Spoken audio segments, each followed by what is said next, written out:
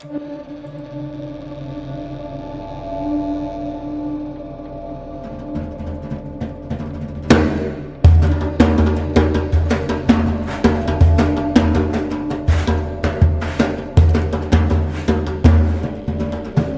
there, it's Lacey J, here to ask you to go to spacebearmedia.com right now to access all our content, buy yourself some merch, and most importantly, send us a message, a question, fan mail, even hate mail. We'll respond on YouTube. Also, please remember to rate and review the podcast on your favorite app or share it with someone you know who loves Lost. Hello, everybody. Welcome back. It's Lost in My 40s, Season 5 bonus episode. Theories and questions and more. Welcome to all the cool kids who actually listen to these, and to everybody else. How are we doing? Doing awesome. Great. I can't believe Season 5 is over. My goodness. All right. It's not, though. We're stretching it out a little bit right now. Okay, yeah. Well, I meant our Season 5 is still going strong, I think. Right, okay. I don't know about strong, but okay. This time in our bonus episode, we're talking about fan theories after Season 5, fun facts about character rankings. I can't talk this morning, guys, including the new aggregate. And we learn about the Mandela effect and the butterfly effect. Thanks, Christy. Plus, we talk a little bit more about the time travel. And, of course, Derek's biggest questions before we head into the end of the series. But first, let me just say, lock in a box, 2 seasons in a row. It just works out so nicely. Derek, you did not see that coming, huh? Ben was suspicious. I did not. I'm glad you didn't. I didn't want to say anything when Ben started guessing that Locke and the Man in Black might be the same thing. I was like upset because I thought, oh, he's just remembering this and he doesn't realize that. But I couldn't say anything because I couldn't be like, be quiet, Ben, because then that would have been obvious. So, I don't remember actually saying anything that direct. I thought it was more of like, it just didn't seem like it was Locke. Like I felt like it was something else, but I didn't even remember the Man in Black. So no, you didn't remember the Man in Black, but you were saying that you thought he was like the smoke monster and he was Alex and all that. Something else. Yeah. Something else. Yeah. Something else. I remember the Man in Black, and just recently, one of the clients that I've been working with, the business has a person working there named Jacob Black, and every single time I would be like, "Oh, hey, Jacob," my mind would go to Lost. That's funny. My mind just went blank. I had something. No, I had something else to say. And then, so funny. Oh my God. All right. Let's get going on Derek's theories and questions. Heading into the final season, we're going to start with any questions you have, Derek. What do you got? Well, who is the Man in Black and what is his real relationship with Jacob? They seem to have been, going back and forth for a while. That will be answered. A couple 100 years at least. Yeah. That one's going to be answered. Next. Did Jacob really die? Boom will also be answered. People don't die. Oh, well, I guess we'll see. That one's going to be answered pretty quickly in the beginning of season 6. That your first question's going to take a little while. What else? What is this war that is coming to the island? Oh, that's a really I think I already know question. this one. Are you going to just ruin it right now? I think it's when they stop sending Dharma Cola to the island and then they start importing both Pepsi and Coke. Oh, my God. I thought it'd be like Beta and VHS. Yeah, exactly. The Cola Wars. It's gonna be it's gonna be decided how they watch porn on the island. Yeah. Oh my God. I mean, do you think there's porn on the? I guess so. I guess they could have just gotten it I from the hope so. mainland. Yeah. Or I was thinking, like, does somebody, when they get to the Dharma Initiative, do they get assigned, like, porn maker? Your aptitude test says. Derek, and It's porn star. You're a porn maker, and then you're a workman and clean up the scene. Oh, lovely. Ew. Okay. Derek, next question. Just a couple more. Got who is Alana and that group from the Ajira flight? Who are they really? Oh, okay. That leads me to a question, since I don't remember Sure. like anything going forward. How did Alana and her group know to get on that flight? Well, I would assume it was because Jacob told her, though we didn't see it, when she was in her burned state. And he was like, "I need you to help me," or something like that. I just assumed that after that scene, he laid out the particulars. I would imagine Well, I that wonder, makes like, sense. Who set up Alana to go get Saeed? I guess it was because Saeed was refusing to come back to the island. So they were like, all right, Alana, go do your thing. Get him. Yeah. Yeah, go put on some right. go put on some awesome boots and seduce him and bring him to the island. Mm-hmm. Yeah, I mean, because we saw Jacob, who looked like he had a part in Nadia getting crushed, and then maybe sends Ilana, because it seemed like, Saeed needed a bigger push to get back on the island than most. But yeah, I mean that that would make sense. That he, and also to help recreate the, conditions, maybe somehow Jacob asked Ilana to, like, arrest him or whatever she was up to. All right. One more question I see, Derek. Yep. Are the survivors going to finally get off the island and be done with it? Well, that will also be answered. It's going to take all of season 6 to do that. I asked the question in reverse. Is the island going to let them off, and is it going to be done with them? Yeah. Ooh, true. There you go. All right. Do you have, Derek, any theories about what you might see in season 6, or about kind of what happened there at the end with the bomb? I have a few. Okay. I believe that the man in black, in addition to being Locke, I think he's also the smoke monster. Okay. Kinda That's a good theory. figured that out. I believe. You believe. I think that the island. Yeah, believe. I think that the island is some sort of prison, and Jacob is kind of like the warden, and he recruits people to help, fight or contain the man in black. Oh, okay. Yeah, I think you kind of touched on that at the end, of last week's episodes. But yeah, that's a great theory. And what are some of the pieces of evidence that you feel like supports that theory? Well, like the cabin and that ring surrounding it, that seems to keep someone in. Right. And then the fact that they were going back and forth, a man in black wants to kill Jacob. I mean, okay. Maybe it was like keeping that. something out. Could be. Of the but cabin, I think it's you more mean? keeping something in. Yeah. Yeah. All right.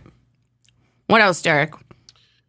Finally, it says, I don't think Jack's plan worked. I think Miles was right. They should have just done nothing. That he actually caused the incident by dropping the nuke. So you think when Whatever we happened, start, happened. Yeah. So you think when we start season 6, they will not make it to LAX. You think they're? What do you think? What do you think happened then? It's the incident, and so what happens to them? Where do they go? Back into their time loop? Pretty much, yeah. Because whatever happens, happened. So, Lacey, you think that when you said that the time loop is going to reset, so you think that they're actually going to go back to basically when season 1 started, that's their loop? We'll meet all the characters from season 1 again. I know what happens. That's why I was asking Derek. Yeah, she knows.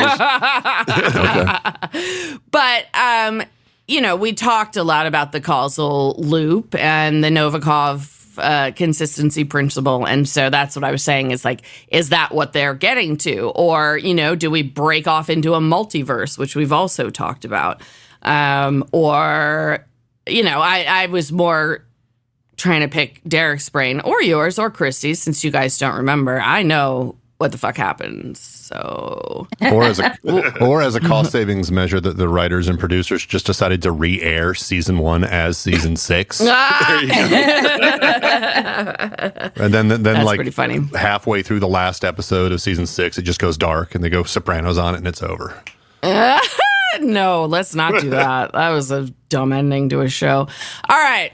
Moving on. As long as it wasn't like an autistic kid with a snow globe. Oh, yeah. What was that? St. Elmo's?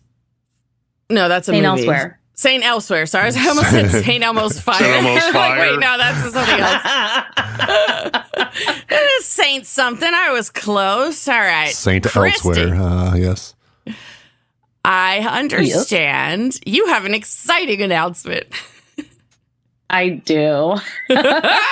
So something happened in season 5 that I just thought was absolutely hilarious.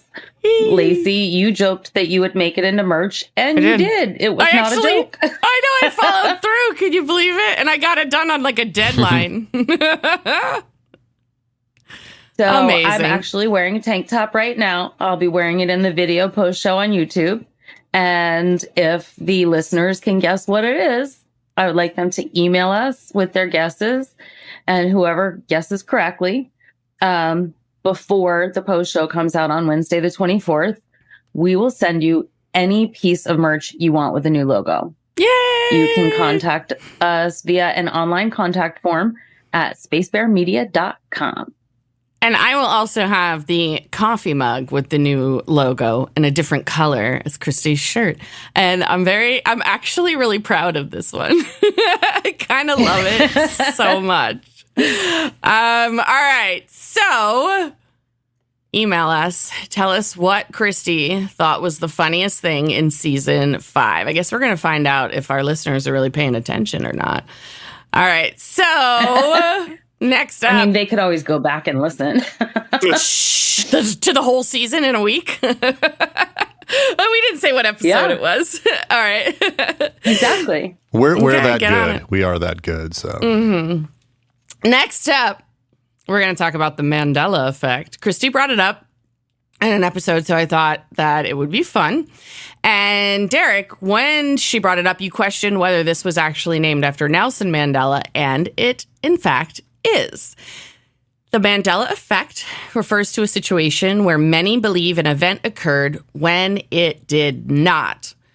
Of course, a lot of people think maybe what this really means is that we're slipping in and out of different timelines. I don't know how that would be possible, but that's the fun conspiracy theory about it.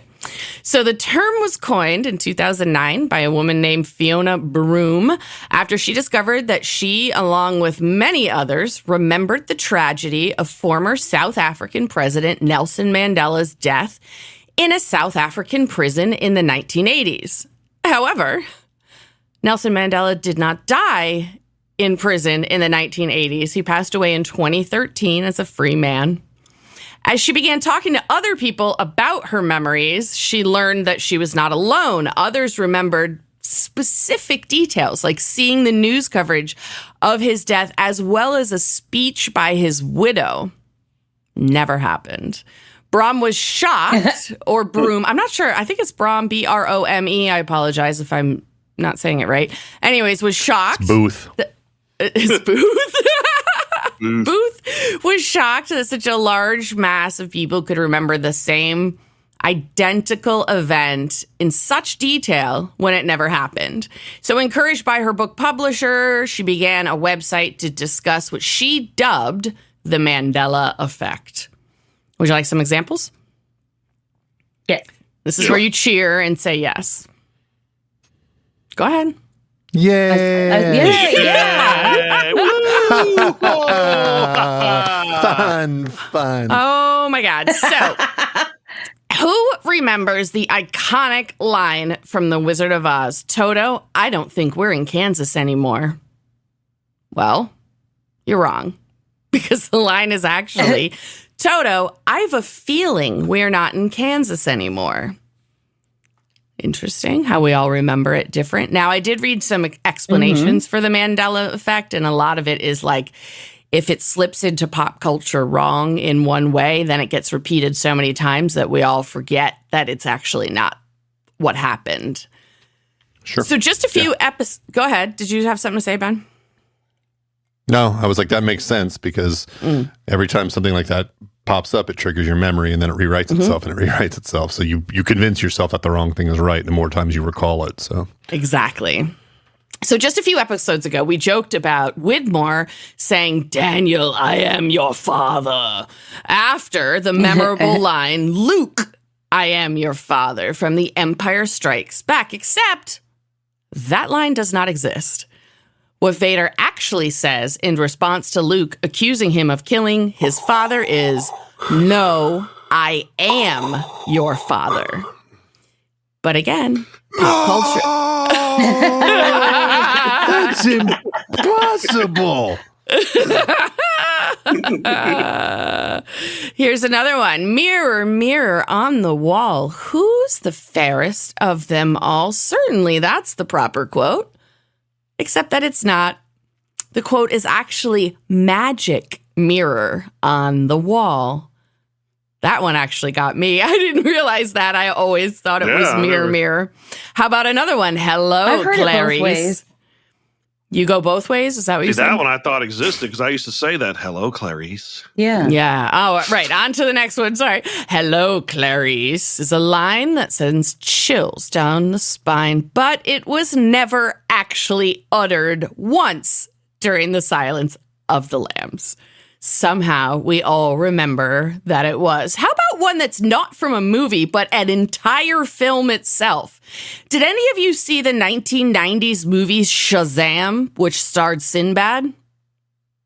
No, you didn't, because no, because no movie exists, although there are mass amounts of people who claim otherwise. You should Google that one. Are it's they Sinbad really fascinating. fans? I don't know. Was the Sinbad ever in a movie? Or that's the power of wishful thinking. No, Sinbad isn't funny enough for me to watch one of his movies.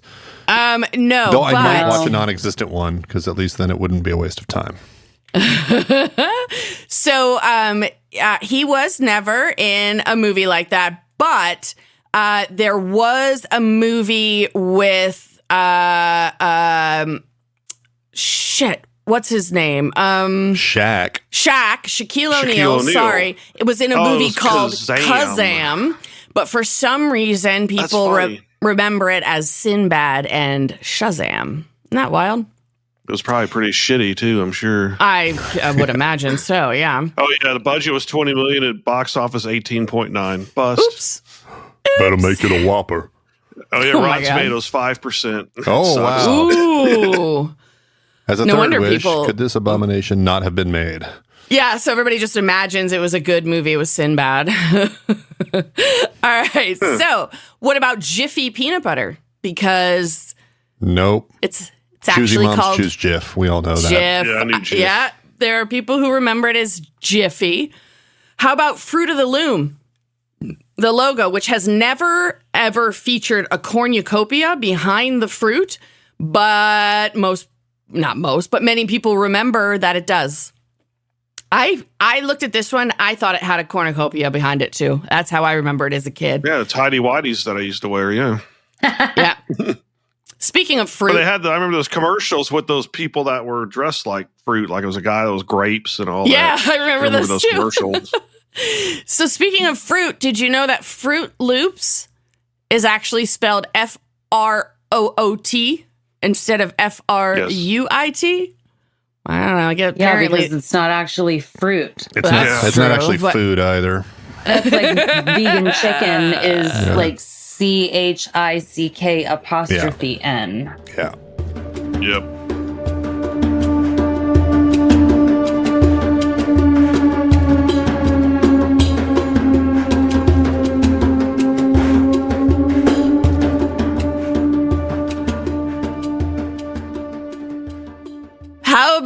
How about some other ways that things are spelled that people swear is not correct? Did you know that Flintstones is spelled with two T's? It's not Flintstones.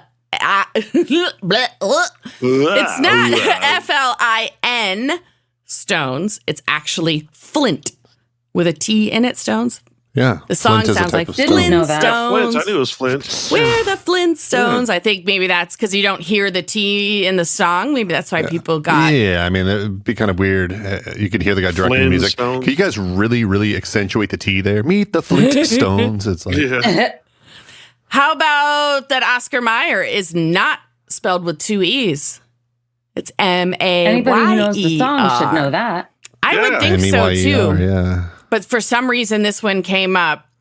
Here's one that's pretty big, and this is one that I tend to remember wrong as well.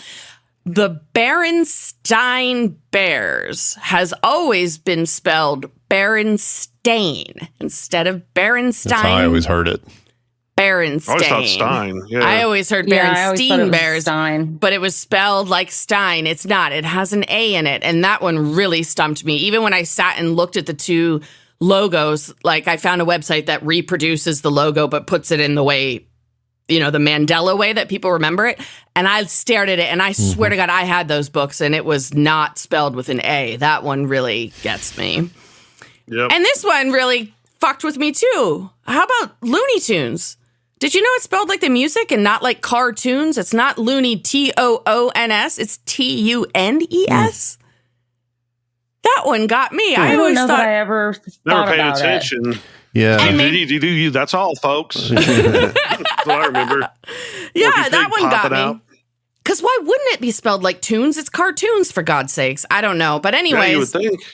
That's the Mandela effect. It's just mass misremembering, basically. Did Tiny Toons do the same thing?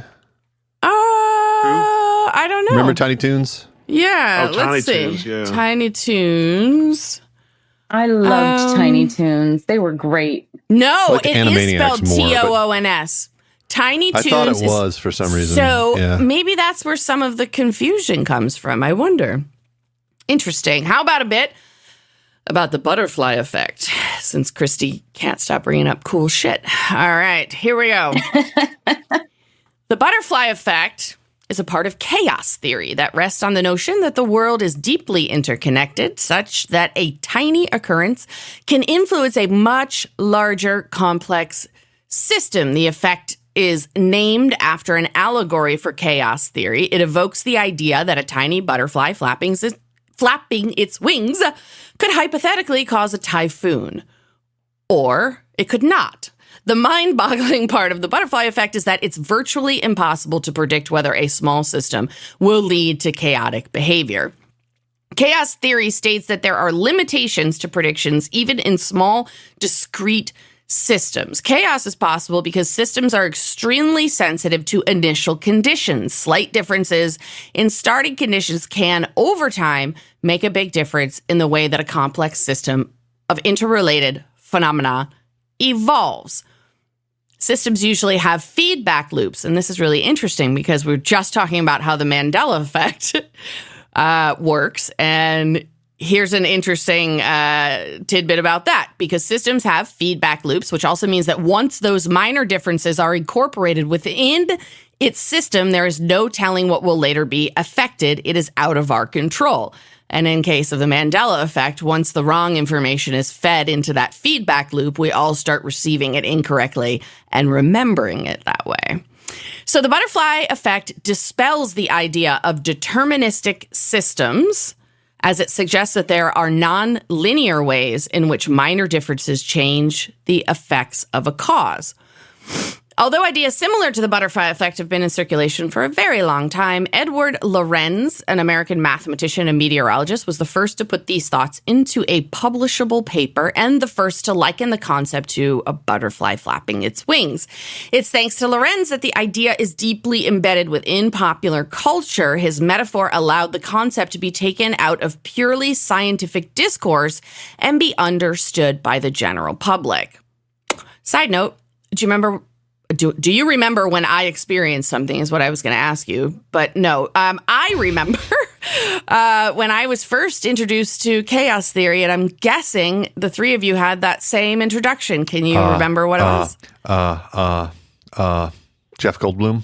Yeah. Yeah, exactly. Jurassic Park. That was the first I ever heard of chaos theory when he explains it on the back of his hand. I remember watching a special on PBS not too long ago about chaos theory, and there was this guy that was like, yeah, most people's only exposure to chaos theory was Jeff Goldblum. And he's like, and that's just really stupid, I think is what he said. Well, of course. I mean, like, it was in... What he was talking about was, Yeah. Well, I mean, it was written by Michael Crichton, and I mean, he definitely, I've read a lot of his books, and he does his best to, put some real science and things like that in there. But, I mean, the man wrote a book about bringing dinosaurs back to life, so it's not, entirely accurate. Anyways. Are you sure? Well, you're right. I'm not. They keep saying they're going to bring back the dodo bird, right? Yeah. Really? Really trying that's to like do one that? of the most famous extinct animals. I mean, I remember that as a kid, they were always talking about that dodo bird. Yeah, and it's got its own expression to go the way of the dodo. So anyways, the identification of the butterfly effect had a significant impact on how scientists understood scientific predictions. Up until this point, science had used linear, deterministic models that assumed that it was easy to trace the path between a cause, A, and an effect, B.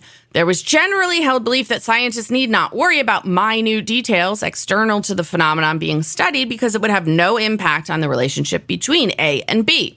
The butterfly effect demonstrated that causes and effects do not have a purely linear relationship and do not exist independently of other things happening externally, making it different to make accurate predictions. So, the butterfly effect, the movie, is not actually about time travel. The movie, named for the phenomenon, uses time travel as a way to implement the butterfly effect, meaning that Kelso travels back in time and makes a small change that when he returns has drastically changed the future. They mix time travel into the film, but time travel and the butterfly effect are not one and the same, nor do they need each other in order to exist, I guess. So that's one of the reasons why time travel fucks my mind so much, because the idea of somebody going back in time, they could do almost nothing but sit quietly and cause chaos. Well, no, not if the Novikov self-consistency principle is correct, which means all they would do when they go back in time is the thing that had already happened, just like we saw with the incident. Yeah. Or if they were to go back in time and change something, free will. Well, yeah, I don't think there's any such thing as free will, but if they were to go back in time, like in the movie The Butterfly Effect, and change something and go back to the future and everything's different, then what that would be implying is that the Novikov self-consistency principle is not true, and in fact, the multiverse is true, and that this person is just ending up in different timelines every time he changes something. But I don't even know how that would happen, because then... Well, let's not get into that. But that's essentially, I mean, if you are trying to work out how the movie, The Butterfly Effect, the time travel in the movie works, it could only be explained by separate timelines. Because if it was all the same timeline, the Novikov self-consistency principle tells us that what we're watching is not possible. It's just, a movie that's not accurate. Does that make sense? Well, now I'm just wondering how string theory might play into all of it. Oh, God. I have no idea. I have no idea. So basically, every time I fart, I could potentially be destroying a island in the South Pacific. Awesome. It's possible. My God. Well, you're contributing to the greenhouse effect with your methane emissions. So there's that. Mm-hmm. So back to the Butterfly Effect, the movie, since it never implies that Kelso is creating other timelines, it's not really accurate about time travel in the way that our show is, because unless it discusses, hey, I'm making the multiverse, then it doesn't follow the Novikov self-consistency principle, which means it's not possible, but it's also a film. So doesn't really matter. But our show, and I always demand hard science from my Ashton Kutcher entertainment. Yes, oh, absolutely, yeah. But our show seems to be sticking to the science as best as a fiction show can. Guys, how about we do some fun facts about our power rankings? I did add a new category this year. We'll get to that shortly. But Ben, what you got for us? Yeah, here's a recap. Well, we'll go through some of the trophies first. Mm-hmm. We've done most of these in years past or in seasons past. So our first one is going to be the most fucked trophy in season 5, which whoop, whoop. I'm going to let you guys guess who this is. It should probably be no surprise. No, I'm not shocked at all. Is it? It's Kate. Yeah, it's Kate. Yeah, good of course. Lord. Of course. The old reliable. Oh, God, that's so fucking terrible. Yep. Oof. Now, then we've got most killed, which again, I think you guys could probably pick this one without me saying it. I feel like it could be. Is it Neckbeard or Widmore? It's Radzinski. Yeah. Okay, it's Neckbeard. Gotcha. I wish Neckbeard like worked better with his last name, like Dad Pants Danny. Well, like Neckbeard Nick or something, but his name's Radzinski. Doesn't work. Yeah, it's difficult to find things that flow with Polish last names. Like, yeah. I mean, maybe if we were doing it in Polish, it would work, but, you know. Well, even his first name, it doesn't work. Stewart. You guys remember Saturday Night Live skit, right? Yeah. Stewart. That was that Saturday Night Live? No, was it Mad TV? Was it, what was that on? I think it was Mad TV. Okay, no. I think you're right. No. I don't wanna. Yeah, that was Stewart. Our next trophy is the most loved off-island character. Now, this has become increasingly difficult every season because now every character who wasn't on the island is off the island, and they've all moved back and forth. And everyone who used to be an off-island character was actually on the island before. So I think this one's sort of a wash. And I'm going to say that there was a character that was off-island that deserves some special kudos. So that's everyone's favorite, Lapidus. Woohoo! Yeah. Lapidus! Wasn't he on the island most of the time, though? And he was off the island, too. When was he off the island in when season he was 5? flying the plane to the island? Oh, yeah. He was a pilot. You know, he was a pilot. I guess so. Yeah, of course. I just think he spent most of the season on the island, but I can see, like, and who didn't. Yeah, they all did. And if you're going to find that, you're going to have, like, maybe 3 points. It'll be somebody that was on one episode because almost everybody was on the island. Right. Yeah. All right. Well, I'll give any award I can to Lapidus. and again, we're running into the same kind of issue with most hated off-island character. Now, I'm going to say it was Charles Widmore. Even though he was on the island as a youth, he was off the island for all of the present day stuff. So okay, that's fine. And he's definitely one of the more terrible characters. Right. Next, we have most random fuck. And that goes to the Captain and Tennille. What? All right. Love will keep us together. There we I thought go. you were going to go love. Exciting and new. Yeah, me too. I thought it was going to be Come aboard. We're expecting you. Yeah. That was awful. And next we have, I know. We have most random kill. So there was all kinds of things. We always kill wigs, we kill facial hair, we kill neck beards. But I think the most random one this season was the final gunfight sequence. You killed the whole gunfight. Okay. Yeah. You really hated that. I thought it was a fun little escapade. I did. Fine. And for our new category, we have most upsetting hair. As we do seem to, again, we always seem to hate, especially when we go to the past, neck beards, hair, wigs, beards, all that kind of stuff. Was it this time around, though, I think the most hated hair was Horace's pedo coif. Oh, yeah. Absolutely. The pedo coif. Oh. Yeah. His hair was really stupid. And I love that you called it that. That's fantastic. The pedo coif. It wasn't Polish, so it was a little easier to riff on. Oh, wow. All right, everybody. As you know, we clear the power rankings every season because the cast changes so much. But for fun, we've been keeping the aggregate anyway. Until now, we've only been listing the top and bottom 5. But since we're through 5 seasons now, I decided to give Ben a little extra work. Ben, who are the top and bottom 10 characters in the aggregate after season 5? Well, we'll start with the bottom. And now this is the top of the bottom. So these are the power bottoms. At number 10, we have Paolo Power Bottom with negative 80 points. 9th place, Randy Douchebag Nations with negative 83 points.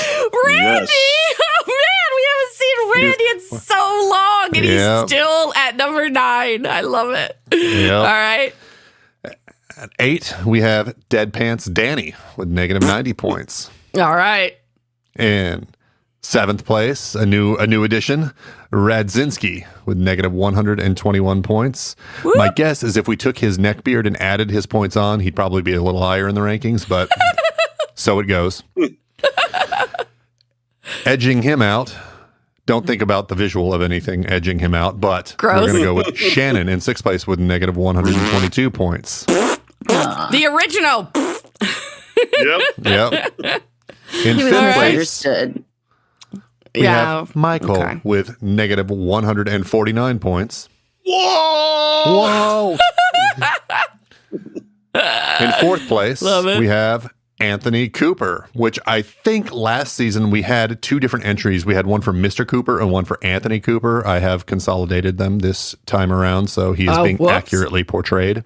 It actually looks like he's tied for 3rd. He's not really in 4th. He is tied for 3rd with Charles Widmore. Yeah, there's no 4th. There's 2 3rd places at negative 157, and they're both terrible fathers. Yep. And next, we have a terrible son, Ethan, with negative 164 points. And the worst of the worst. We hated him in all 3, like as a baby, as a preteen, and as an adult. Fuck that guy. Yep. And number at the 1, bottom, we've got the cream of the crap. Creamy Keemy. Creamy Keemy. Negative 225 points. Negative 225, and Ethan's at negative 164. So Keemy really steals the gross show. Oh, wow. Yeah.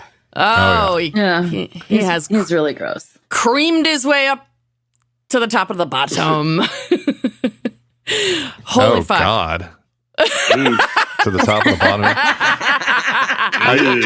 I mean, you just explained somebody coming on a butt. I mean, that's basically what that was. So creamed his way to the top of the bottom. Creamed his way to the top of the butt. That's right.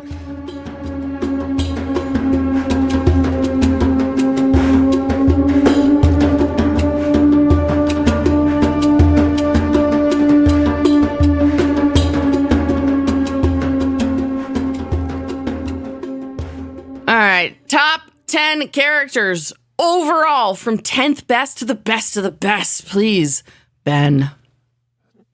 10th best, we have Desmond with negative 142 points, brother. Love it. In 9th place, Mr. Echo with 161 points. From like 1.5 seasons, if that, and he's still in 9th. We fucking love Mr. Echo. Yeah, buddy. Yeah, 8th boy. place, Saeed with 222 points. Nice. 7th place, Jack with 235. All right. He used to be higher. He's lost quite a few. He's just started at the top. Others are gaining ground. Yep. Right. Sun holding strong in 6th place with 263 points. Nice. We've got Locke in a box in 5th place with 273 points. Just in front of Locke, we've got Juliet In fourth place with 277 points. That's another character who didn't show up until what, season 3? Yep. Yeah. So she's definitely moving and shaking. She has medaled every season. She's been in 3, 4, and 5. She is a strong character. Yeah. Third place, we have season 5's first place winner, Sawyer, with 315 points. Season 3 and season 5's first place winner. Yeah. Sawyer. Yeah. Nice. In second place, we've got Kate, 358 points, though I'm guessing at this point, a full half of those are probably just fuck points. So. Yep. Yeah. It's part of the game. And then we've got ye old faithful, the mayor of Islandtown, Hurley, with 457 points. Wow, that's a lead right there. Yeah, buddy. Way ahead. Something drastic is going to have to happen in season 6 for Hurley to not take it home in the aggregate. Speaking of which, we are going to also have something special at the end of season 6. Ben went and built a tool in Excel that will tell us, once we put our power ranking scores in, it's going to weight the scores by how much screen time the characters actually got. So it, like for Juliet, it won't count against her that she wasn't in seasons 1 and 2. So at the end of next season, you're not only going to get the season 6 winners, the series aggregate winners, but you're also going to get the series aggregate weighted winners to see who was more impactful during their actual screen time. So that'll be fun. And we're not going to tell you who's at the top right now because Ben and I both know it's a secret. All right. Who wants to discuss theories after season 5 and a bit more about the lost time travel, because those are woven together? Are you ready? The first one is very anticlimactic because it is one that the three of you have already vocalized. But in between seasons 5 and 6, many people became convinced that the man in black is also the smoke monster and that it somehow has the power to impersonate the dead. You all agree that's what's happening? Yeah. Yep. Yeah.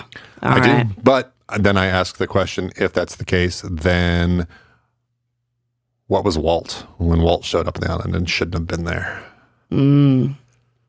I don't know. If it's just impersonating the dead. Yeah. I don't know. And Clea, for that matter, because we don't know she's dead. That's right. Yeah. Well, maybe we saw it her can impersonate not just the dead. Yeah, that's what I'm thinking. It can just impersonate anything. Possibly, except for that we saw Claire in the cabin with Christian, who she thought was her father. How could it impersonate two at once? Wouldn't it have been Christian and what's up with Claire? How would you know? I guess that sort of assumes that it can only take one form at a time, or that its physical presence is required in order to manifest. I would think if you can project yourself into the consciousness of something else, that you would be able to do it into multiple. That's just I'm not even sure they're really there. That's the thing. I think it's. I think they're able to bend your imagination or bend your perception. That's what I think is actually happening. Interesting. All right. So, and that the smoke monster is the actual physical manifestation of that power that can actually impact things physically.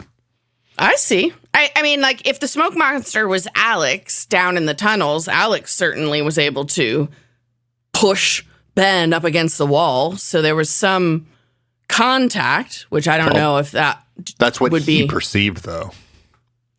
Oh, I see what you're saying. I think I missed that at first. Whatever the person imagines is what the smoke monster can do.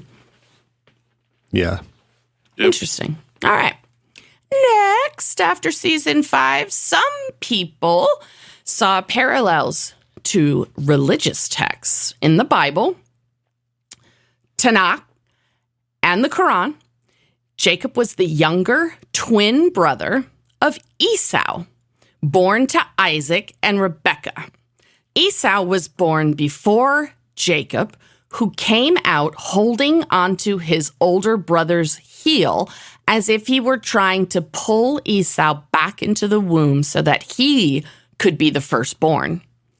The name Jacob actually means he who grasps the heel, which I did not know until I looked this up. And in Hebrew, the word Jacob is an idiom for deceptive behavior. The Genesis story has Esau selling his birthright to his brother Jacob and then living an immoral life, although he did have a guardian angel with the power to embody Esau's spirit. At one point, Jacob encounters this angel and wrestled with him until the break of dawn. Jacob emerges victorious, vanquishing the supernatural creature who bestows on him the name Israel, which means he who prevails over the divine. It's kind of wild how Genesis has the same ridiculous feel as Gilgamesh, doesn't it? Yeah. Battling angels and supernatural beings and all of the things. Like, okay, cool. What do you think of that little tale? Genesis is how my father justifies the flat earth theory. He's like, if you just read the book of Genesis, it explains everything. It does? Does it? Whatever. He's like crazy. The whole person. universe was made in 7 days? Yeah, I was always more of a Phil Collins fan after Genesis. Yeah. My ex was a creationist, and I asked him if the Earth was only 6,000 years old, then how did we go from Pangea to the way we know the continents now? And he told me that it happened during Noah's flood when... The flood, I figured, is what they'd use. Oh, yeah, when the water burst through the land and broke the continents up. That's how it works. That'll break a continent. I'm like, okay. Step aside plate tectonics. It's water. Yeah. So, Got anyway. nothing to do with an iron nickel molten core and rotation of the Earth. But yeah, whatever. What do you think of this story with that has to do with twins and the brothers fighting for their birthright? Anyone? Honestly, I got Bueller? sidetracked when you said Isaac and Rebecca. I immediately went Oscar Isaac and Rebecca Ferguson, and then I started thinking about From Dune. So I kind of missed a little bit of it, to be honest. My God. All right. A few other things were noted in the blogs that I read from, years past that focused on the religious parallels. So here's a few other tidbits. Jacob's youngest son was named Benjamin. And one of Which is Jacob's, Hebrew for son of the right hand. And one of Jacob's direct descendants was also Aaron in the Bible. Jacob died in Egypt in slavery, which everybody thought, ooh, Egypt, okay. And then according to the book of Malachi, God loved Jacob but hated his brother Esau. Side note, remember the God loves you as he loved Jacob video that Carl was forced to watch back in season 3? We all were like, yeah. Yep. Oh, yeah. The last... So God loved one of his creations and hated the other one. That's... Yeah. He does a lot of that. Yeah. And God is moral. also supposed to love everybody. Right. Yeah. Well, not in the Old Fucking Testament. stupid. No, not in the Old Testament. Jesus loves They everybody. Hated everything. Yeah. Okay. God who made the perfect plan first committed genocide, and then on his second round he just came to earth as himself to forgive everyone. None of it makes sense. It doesn't matter. Yeah, Old Testament God was just an ornery asshole. In the Old Testament, yeah. So the last thing, as far as like theories that were going around at the end of season 5, it's another quick idea that was kind of buzzing around, and that is also something that it looks like Derek touched on, which is that the explosion that was supposed to resets things, but not completely, kind of like the Ajira flight. And everyone who was stuck in 1977 will have been catapulted back to the present day, where they will be able to reunite with those in 2007. However, which is not exactly what Derek said earlier, but you did say you didn't think the explosion worked, and this theory kind of says the same. What do you think? Do you think Jin and Sun will ever reunite, Derek? Eventually, I think so. Okay. It'd be pretty mean to do that to us that they couldn't, but quick thing. As long as Vincent is always there, that'll be. Vincent is my constant. Yeah. Season 6 is when we'll see the rise of the machines after the nuclear fire. There you go. Lost Rise of the Machines. I love it. Get out. Get out. Alrighty, folks. One last thing, a little bit more about time travel, and then we're going to say goodbye for good. Pay attention, Christy. For season 5. All right, our Losties were in a time loop. They tried to make it so that they never came to the island by preventing an incident, but in the process, oops, created the incident. The simplest way to think of things is actually chronologically. So first, in 1974, Sawyer, Juliet, Miles, Jin, and Faraday arrived from the future. 3 years later, in 1977, Jack, Kate, Hurley, and Saeed also arrive from the future. These people proceed to attempt to ignite the nuclear weapon, but manage to set off the EMP. They then disappear, causing many, including Richard Alpert, to believe they died in what came to be known as the incident. Next, in 2004, Oceanic 815 crashed, and the castaways learned of the incident, not knowing they were the ones who actually caused it. 100 days later, Ben turned the wheel. And while many left the island, some stayed behind. The ones who stayed jumped through time and seemingly disappeared. 3 years later, many of those who left returned to the island, and some of them also disappeared to 1974, where we started. Voila, the loop. You got it, Christy? I mean, I can read what you wrote. I don't know that I fully understand it. That's amazing. All right. I guess what happens now is that we saw the loop, and we saw a lot of what happened before they got into the loop. But season 6 is going to tell us what happens after that loop. So, Lost appears to have 2 confirmed methods of time travel. The first is temporal displacement, which we first saw actually in season 4, because it's what happened to Desmond.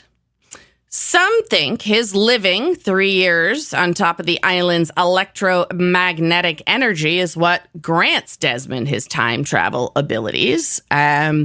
Because, was it back in season 4 also, Faraday was worried about people who had been exposed to electromagnetism being like victim to this mind thing that was happening. So Desmond's mind actually moves him through time. He's forced to use a constant, who we all know is Penny, of course, to tether him to a stable point in time and allow him to return to the present. Lost confirms that temporal displacement can be fatal if a person or animal doesn't have a constant, which we saw happen to Faraday's rat Eloise and, of course, to George Minkowski. So we got introduced to that in season 4, although we didn't really at the time know exactly what that was.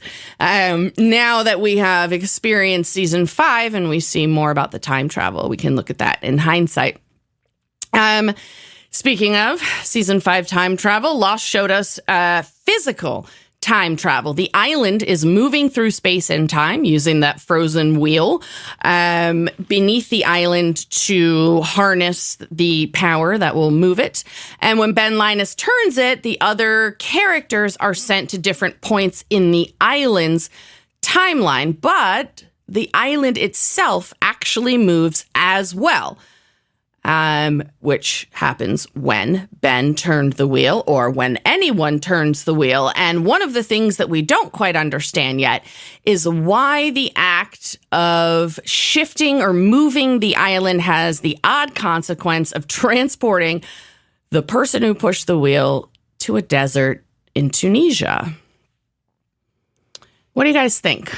What do you think about all the time travel? Did you enjoy that as where this show went? Because I know some people, some of the haters, thought it kind of came out of nowhere. I did. I liked it. At first, I was like, time travel. How they did it well. Yeah, they did it well. Exactly. They did it well. That's because you can really screw up time travel if you. Yeah. Yeah, and even though I don't understand it, I enjoyed it. That's amazing. All right. That's it, folks. That is the end of season 5 of Lost and Lost in My 40s. I would like to extend again a very special thanks to Dave for turning this season. Caleb and Ada, we miss you and hope to see you next season. Listeners, next week, it's going to be Wednesday, April 24th. We will be on YouTube for a quick post-season chat. I have another terrible joke for you. Christy will be wearing her new shirt. And join us as we chat about the power ranking medal holders, the best one-liners of season 5, the dead is dead controversy among Lost fans, and what we're looking forward to in season 6. Then, just 5 weeks later, on Wednesday, May 29th, we'll be back on YouTube with more shenanigans for the season 6 video pre-show. Plus, you'll get the season 6 audio pod Lost final chapter, where we'll discuss what the writers and producers wanted us to know before the series ends. Then, just 1 week after that, Wednesday, June 6th, the final season begins with LAX parts 1 and 2. They are originals episodes, and they're Derek episodes, and it's the last time you'll start a season, Derek. Oh, my God. Listen. Way back in season 4, when the flash forward was introduced, Derek joked, flashbacks, flash forwards, why not a flash sideways? Well, next season, get ready. We're going to get to know the man in black, the people in the temple, and meet Mother. Plus, who? Season 6 does, in fact, bring us the flash sideways. Get ready, everybody. The end is near. We'll see you next Wednesday on YouTube and be back from the hiatus for the last time in May. See you then. Bye. Bye, y'all. Bye.